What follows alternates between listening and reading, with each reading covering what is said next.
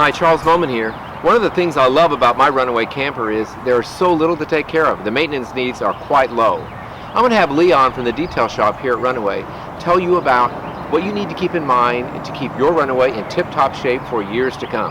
Stay tuned. Hi, we have Leon here, and Leon's going to tell us about maintenance and how to keep your Runaway in tip-top shape for years to come. So what do you do here, Leon? Well, I work in the detail shop where we finish out all the campers, put all the striping, we put all the fenders on here, we put the roof racks on, we kind of finish them out before the customer picks up the camper. We make sure all the caulking is perfect, we check the lights, we tighten the lugs and everything, check the tire pressure, all that's done before it even goes to the lot or before you pick up your camper. And some of the, and we do some maintenance here. When people bring by their camper, they have a little maintenance issue. They may want their bearings greased or checked or wheels checked and things like that. So Runaway campers are easy to take care of, aren't they, Leon? Yes, they are. There's just not a lot of maintenance. But what can the individual customer, what does he need to watch out for as he wants to keep his Runaway in great shape for years to come? Well, one of the first things to do is try to keep your camper clean, because if it's not clean, you really can't see troubled areas. Dirt sometimes looks like a hole in the caulk or something like that when it's just dirt, and you wash it off and it's really not an issue. But dirt and debris and stuff can create issues in your campers. It does even a multi-thousand-dollar camper. It can cause a lot of issues. The main issues for the caulk is right along the top. A lot of the caulk on the side we do is just for cosmetic reasons. It just kind of covers up any tiny little cracks or things that are on there, but the top is really sealed very well with a piece of regular RV type tape, and then it's capped off with this aluminum. If you have an older camper, they're PVC, and there's a lot of caulk involved in those. But these newer campers, there's not a whole lot to do. Just keep an eye on the tops for any of the caulk that's broken loose. Recaulk that. We use just a regular silicone-based caulk for the top. It's GE Silicone 2 Plus that we use on the top. And heat and temperature and cold and things like that can cause these materials to stretch and move and break that caulking loose. So you want to check that. You can clean that caulk out real easy to recaulk it with a tube of that stuff. And so really, I think I've heard that it just one tube will easily take care of it. We use one tube of caulk. We caulk 3 or 4 campers with one tube of caulk. Oh, okay. So it doesn't take a whole lot of caulk to do anything about it. Keep an eye on your fenders too. Make sure that they're tight, they're not loose, because they're screwed on. They're screwed into wood, so they can come loose. Just check them for tightness. What other areas would we like to look at? Well, tell them some advice for the bearings, because people want to know how long should I wait and what should I be looking for. I know that I found out that I needed some work on mine because I saw some grease on the inside, so I went and had it taken care of. Right. Okay. One of the things that we need to look at with our bearings is there's a chrome cap on most of these, and this little chrome cap on the outside here pops off. And the inside you'll see a little rubber seal. You pop that seal out and there's a zert fitting in there. You can grease your bearings. It's about every 10,000 miles according to the manufacturers of the axle. So about every 10,000 miles you can check them. If you feel any rocking in your wheel, excessive rocking, then the bearings need to be obviously tightened, or they need to be checked to make sure that they're not breaking down or anything like that. But that's probably going to be a long time. Mm-hmm. There is a seal in the back.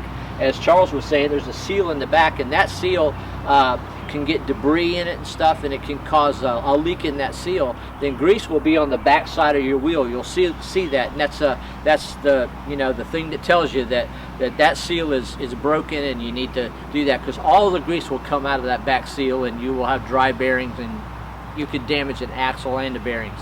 So you want to check those things. It's a job some people can do if they're mechanical, but any automotive place or tire place can easily take care of this for you. Yeah, they can easily take care of those things. You can order the bearings from several places online.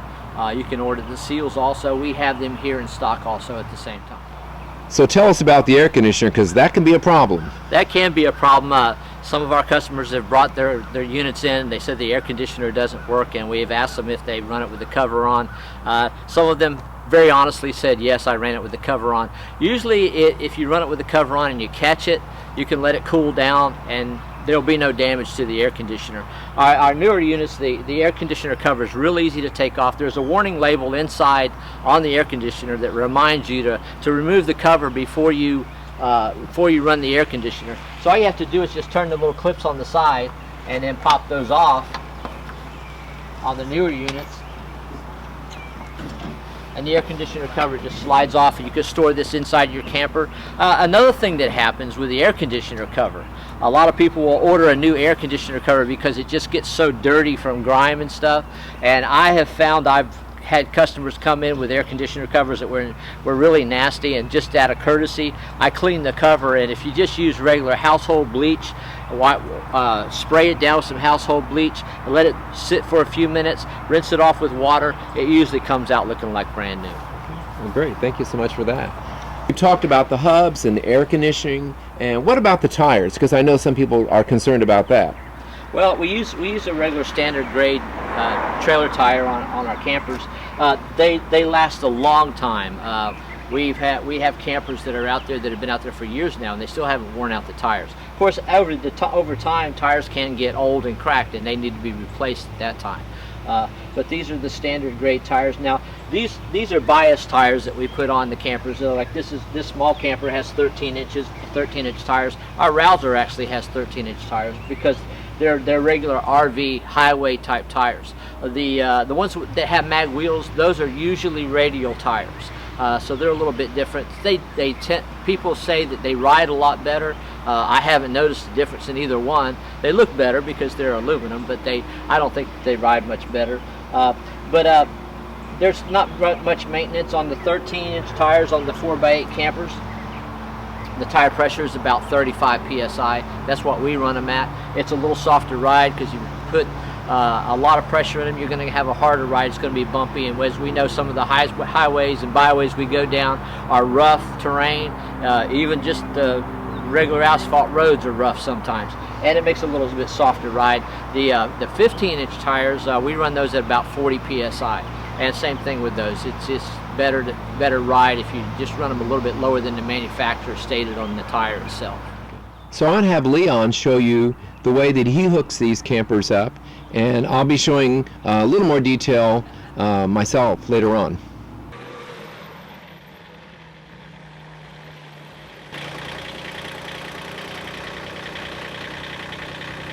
So Leon's going to show us hitching up your Runaway, and we're just going to use the tractor. We're going to pretend it's your vehicle. One way, a lot of people have driven away with their campers and it's really not attached to the ball. So I found kind of a handy way to show people how to make sure that it's down on the ball before they lock it down. And one of those ways is just to move it up over the ball and get it about halfway on the ball. Take some of the weight off the jack and then just slide it over the ball, and it falls right down on the ball. So you actually dropped it. It was touching and sitting on the ball. Sitting on the ball. Oh, okay. So the weight was on the ball, and just slid it forward a little bit, dropped it right down, and it falls right down on the ball. Then it's latched. There we go. And so they just need to also eyeball and just look there, make sure that it really is down there. But if you do it the way you just did it, there's no doubt. There's no doubt. There's no doubt. And I know some people talk about lubricating the ball, but I know some people are on different sides, and I think it just collects a lot, don't you? Yeah, it can collect a lot of dirt underneath there. Some people use like a heavy oil or grease on it, and I wouldn't recommend that, but I would. Up underneath there's a spring and there's a bolt, so you might want to use a light lubricant like WD-40 occasionally. It'll keep the rust off of it, right, and make it a little bit easier to attach. So they've got to make sure they do their due diligence and get that down tight and get everything latched nice and tight, and they'll be great on the journey. Yes, they will. So we're rolling it over halfway in the ball, and now it's putting weight on it. It's literally sitting on the ball. And down it goes. Perfect. Great tip, Leon. Thank you so much. Well, as you can see here, I've got the Runaway connected just like normal, except you'll notice something's different right here, and that's what I'm going to be showing you briefly right now. So I've already got this installed on my Dodge Caravan, and here's what I'll be installing the same on my Ford F-150. Here's the base plate, easy installation. You take the nut off the ball, pull it out, lay the base plate on the ball mount, drop that ball back through, wash your nut good and tight, you're good to go. It's probably a good idea every now and then to check the tightness of that nut underneath there. So we've got this Durasafe product properly mounted on here, and let's get it in use. We drop the connect part in, which is a very heavy metal V. You back your vehicle back toward the camper, and the hitch will hit one side or the other or the middle, and it just guides it in so it's over top of the ball so that you can lower it and get it connected properly. Another good feature is you come back, it's going to hit this, so it'll help you not run into your bumper or the back of your vehicle, which is not a good thing. Okay, so we've used the connect device to get backed in, get over the ball properly. We now have it properly seated. We've made triply sure that that's true. We lock it down. We're all good to go. And most of the time, this is how people would travel. But this is just an extra level of protection that I'm really going to like. I drop this in. This pin goes in all the way through. Now it's locked in there, and it's not going to allow the hitch to bounce off if something really radical would happen. Comes with this pin, and you can use this to lock it in place, and you're good to go. Some might choose to put a lock of some sort in here as a theft deterrent. Of course, we all know if somebody really wants something, they'll find a way. So there you have it. We've installed this Durasafe product, and this is how it's used, how it's connected, and it just will give me a peace of mind as I'm traveling down the road with my Runaway camper. You might consider it yourself. Well, Leon and I were talking, do we have any more tips? And he just had a great one about when you're setting up at camp. So tell us about that. Well, when you're setting up at your camp and you're getting ready to stabilize your camper, something I tell people to do, and it's helped me when I set mine up. I have a camper. I work at Runaway, and I love my camper too, and I like to set it up right. You want to set it up level, and you want it to be stable at the same time. So what I do is I tell everybody to bring the front of your camper on down a little bit, so the nose is tilted down, and then drop your stabilizer jacks. If you got a good level surface, which some campgrounds do, and some don't, of course, you might have to put a piece of wood under it or something, but you drop the jacks down then, and then go back to the front, and raise the front of your camper up, which allows pressure to be put on the back as you're leveling your camper, and then your camper's nice and stable at that point. All right. That's a great idea. You need to do the opposite when you get ready to leave. Yeah. Well, thank you so much. That's a great tip.